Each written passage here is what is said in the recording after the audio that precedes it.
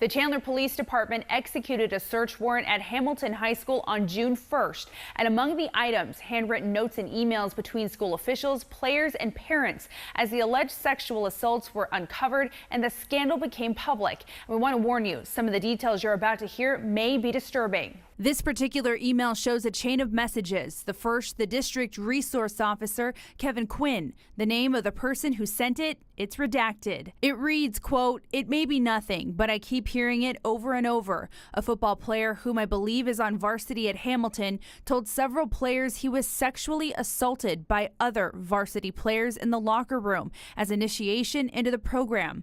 I heard this from a handful of other players. He goes on to write, quote, "He was allegedly leaving the shower when other varsity players took his towel from him and bent him over a bench." The writer goes on to describe a simulated sex act, as well as fingers being inserted into the student's anus and his genitals grabbed, and also adds, quote, "According to him, this is a rite of passage and occurs regularly." Assistant Superintendent Craig Gilbert is copied in the email, and it appears this is the first time he's hearing about the allegations, even though previous documents and police investigators suggest the incidents may go as far back as 2015. Quote, "Have you already talked to Kevin about this? Had not seen this until now," he writes to Principal Ken James. The principal responds, quote, "We will talk on Monday." A memo seized in the warrant describes a meeting with a parent in February 2017, just before the scandal was made public. Mom's concerns, number one, quote, the safety of her son, and number two, mom, quote, brought up an incident in October that she had emailed the coach about, and said coach had a meeting but didn't appear to change anything. Another piece of evidence obtained by the 12 News I-team, an apology letter from one of the players. Quote, "Dear coaches, I just want to apologize for my actions this year in and out of the locker room and not paying attention when I was told to. Now I know all of my bad decisions will lead me to being suspended or can put me in a worse situation." And then there's these handwritten notes on a yellow legal pad. The date, May of 2017. Well after the sexual allegations have been reported. It alludes to videos of the alleged assaults, asking, quote, "Is the victim in the video?" Another set of notes, again, not clear who wrote them. Quote, "Can I kick families out?" And, quote, "Coaches are not prepared for this kind of stuff." And the investigation into these sexual assault allegations continues, and the Chandler Police Department is asking any potential victims to come forward. Charlie Etzity, 12 News at 10. Chandler police say all 6 suspects are current or former members of the Hamilton High football team. And so are all the victims. Investigators can't say yet how many victims there may be, only that there could be more. I found out as from my last class today. Hamilton High's 2016 football captain Lattimore Hervey getting a text learning about the arrests. From my parents saying that we're all over the news for rape, sexual assault, and kidnapping, and I was just shocked. Chandler police arresting several Hamilton High School football players. 1 count of sexual assault, a Class 2 felony. From the football field to in front of a judge. 2 felonies. 17-year-old Nathaniel Thomas, one of 3 football players, accused of committing disturbing sexual acts against their Hamilton High School teammates. Some of the acts allegedly recorded and posted on social media. These are allegations. The details laid out in court documents describe a tradition of hazing younger players, also known as fresh meat, inside the Chandler High School's locker room. No criminal history. Prosecutors say this initiation involved players being penetrated in their anus with fingers or objects as they were held down by their teammates. Documents also delving into specific incidents involving at least 4 victims under the age of 15. Thomas, the only player being charged as an adult, allegedly simulated sexual intercourse with 2 minors, one time removing a boy's pants and reportedly inserting his finger into the boy's anus. The documents paint a picture of a football program that both staff members and parents told police they believed to be untouchable. The pages also provide a glimpse into the contradictory stories involving the principal, athletic director, and former head coach during police questioning. Again, some of the details you're about to hear might be disturbing to you. We're learning the voicemail from January that alerted the school's athletic director, Sean Rustad, to the assault allegations was never documented and deleted, but not before Principal Ken James took a listen. And 1 week before police were finally called in February, an email from Assistant Athletic Director Sean Rustad was sent to head coach Steve Bellis titled, quote, "Hazing when adults look the other way." That article eerily similar to hazing allegations leveraged against Hamilton. Rustad instructing Bellis to remind his players how to behave. After the investigation began and head coach Steve Bellis was reassigned, the other coaches held a meeting that players described as suggesting they don't speak to the media or police. Another player reported being told by coaches, quote, "No one can get inside the program if the team does not allow them to." Several players were interviewed as part of the investigation, and one told police Bellis demanded teammates stop, quote, "sticking their fingers in each other's anuses," and then called them, quote, "a bunch of Sandusky's," referring to disgraced college football coach Jerry Sandusky, who was convicted of sex crimes against children. Another coach, his name Manny Palomares, is accused of having walked in on one of the assaults and failed to report it. Detectives concluded former head coach Steve Bellis was aware of specific sex acts occurring in the locker room, going back as far as 2015. And there are also suggestions administrators withheld or deleted emails from parents with information that may have aided investigators looking into the case, even though they had urged the staff and parents to come forward to the administration with any information they may have had about the investigation. And here's the most damning part of all of these documents. Investigators concluding, had these offenses been properly reported, it is probable that many of these sexual assaults may have not occurred.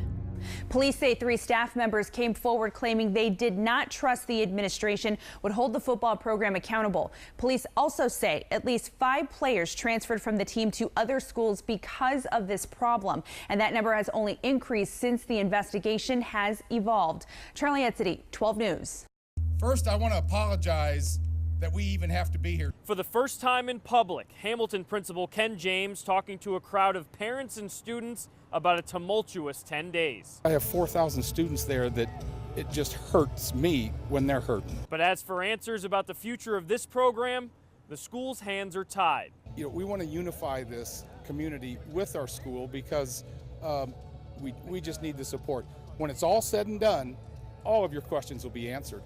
But we can't answer any of those because we know nothing yet. The support for Nate Thomas has been overwhelming, with his attorney arguing he's not a danger to the community and that he is innocent.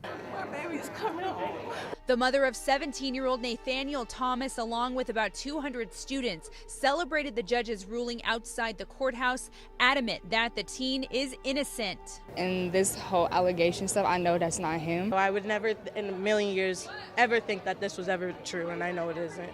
The judge heard arguments from both sides this afternoon, with the state asking bond to be no less than $150,000, claiming Thomas threatened accusers to keep quiet and his release could hamper the ongoing investigation. Absolutely not. He did not violate anybody's rectum. He did not grab anybody in the genital area. Thomas's attorney, Ken Countryman, denied the claims made by prosecutors, questioning their legitimacy, and also focused attention on the Hamilton football coaching staff. Well, I'm not going to name individual names, but I think he's the head coach, and so he's certainly clearly not someone who supervise this locker room appropriately. Nathaniel Thomas left the Lower Buckeye jail with his mother at his side, posting bond just a few hours after a judge issued the amount at $25,000. Thomas is one of 3 Hamilton High School football players facing charges in connection to allegations of hazing that accusers claim happened inside the football locker room. On the first day of school, 2 men remain at the center of a football hazing case. Current principal Ken James. When it's all said and done, all of your questions will be answered. And former head coach Steve Bellis. I was the captain of the ship. I'm the one being held responsible. The Chandler Police Department recommending both men be held responsible, sending a request for charges to the Maricopa County Attorney's Office. All we have is a piece of paper saying that they're accused of these offenses. And they're serious. As a criminal defense attorney, Hector Diaz knows the charges Chandler is recommending well. How serious are these charges? They're both felonies. And so under Arizona law, the duty to report is a felony when it involves a failure to report what's called a reportable offense under Arizona law. 4 families now say they intend to seek civil damages from the Chandler Unified School District, all represented by the same Phoenix attorney who says employees at Hamilton High School knew something inappropriate was happening and did not tell police. I don't know what I would have done different because we didn't know. All of your questions will be answered, but we can't answer any of those because we know nothing yet. There's certainly information out there that they knew about it and failed to report it, which they're required to by law. 2 sides, 2 very different stories. Police recommending criminal charges against 3 Hamilton High School employees, saying they knew about hazing in the football locker room. PD even charging 3 teenagers, one is an adult, with crimes related to those allegations. Innocent, he adamantly denies them. I'll let that process take care of itself. I'm worried and focused on the civil side of things, not the criminal side. Daniel Rainak is now representing a 4th family, claiming their son is a victim of hazing. He intends to file a notice of claim this week, demanding $7 million for each family. What exactly led them to recommend charges against the 2 men? When were you first made aware that there was an issue? Well, not so much an issue because we didn't know. In his own words, just weeks after the hazing scandal erupted, Steve Bellis doubles down on his claim he knew nothing about the allegations of hazing and sexual assault happening in the locker room. Actually, the day there was arrest at Hamilton and at Chief Hill, it was totally a surprise. We had no idea that was going on. But Chandler Police says they've uncovered evidence that contradicts the former head coach's story.